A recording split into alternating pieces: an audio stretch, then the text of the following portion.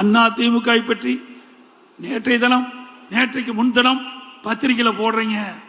ஆனா ஒரு நாட்டுடைய முதலமைச்சர் 2011 சட்டமன்ற தேர்தலில் கொளத்தூர் தொழிலே போட்டியிட்ட அவரை பற்றி விசாரணை வருகின்ற பொழுது எந்த ஊடகம் எந்த பத்திரிகையும் வெளிப்படுத்தல. 2 மணி நேரம் வாதம் நடந்திருக்குது. மீண்டும் நாளை தினம் 11ஆம் தேதி வர இருக்கிறதாக கேள்விப்பட்டேன். ஆக ஊடகங்களும் பத்திரிகை மூலம் தர்மத்தை நீங்கள் நாட வேண்டும். பத்திரிகை என்பது ஒரு நடுநிலையா இருக்க வேண்டும் என்று திட்டமிட்டு அதிமுகவை அவதூறு செய்தியை வெளியிடுவதை நிறுத்தி விடுங்கள். ஏன் மிரட்டுறாங்களா? பயமா இருக்க மாட்டேங்குது பத்திரிகை ஊடகத்துக்கும். ஏன்னா திரு சவுக்கு சங்கர் வீட்டில் மலத்தையும் அங்க இருக்கிற சாக்கடை தண்ணி ஊத்திட்டாங்களே, அது போல இந்த ஊடக நிறுவனத்தினுடைய பொறுப்பாளர்கள் மீதும் பத்திரிகை நடத்துகின்ற உரிமையாளர்கள் வீட்லையும் ஏதாவது மலத்தையும் ஏதாவது சாக்கடை தண்ணி ஊத்திடுவான்னு பயமோ என்னமோ. 4ஆம் தேதி உச்ச நீதிமன்றத்தில் வழக்கு நடக்குது. அந்த வழக்கை பற்றி எந்த ஊடகமாவது எந்த பத்திரிகையாவது செய்தி வெளியிட்டீங்களா? சிந்திச்சு பாருங்க.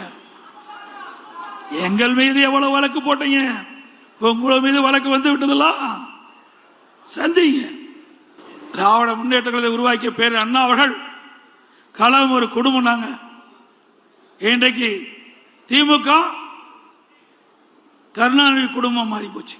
திமுக கருணாநிதி குடும்பம் ஆச்சு. அது கருணாநிதியுடைய திமுகங்கிறது ஜனநாயக முறையில் கட்சியில் அது ஒரு கார்பரேட் கம்பெனி ஆகிவிட்டது. நீங்க பாத்தீங்கன்னா திரு கருணாநிதி முதலமைச்சர் இருந்தாரு, அதுக்கு பிறகு ஸ்டாலின் முதலமைச்சர். இப்ப உதயநிதி கொண்டு வருவதற்கு துடிச்சிட்டு இருக்காரு. ஒருபோதும் நடக்காது. ஸ்டாலின் அவர்களே ஒருபோதும் நடக்காது. அவர் எம்எல்ஏ ஆக்குனீங்க, அப்புறம் மந்திரி ஆக்குனீங்க, துணை முதலமைச்சர் ஆக்கிருக்கிறீங்க. அந்த உழைத்தவர்கள் எல்லாம் ஓரம் கட்டப்பட்டிருக்கிறார்.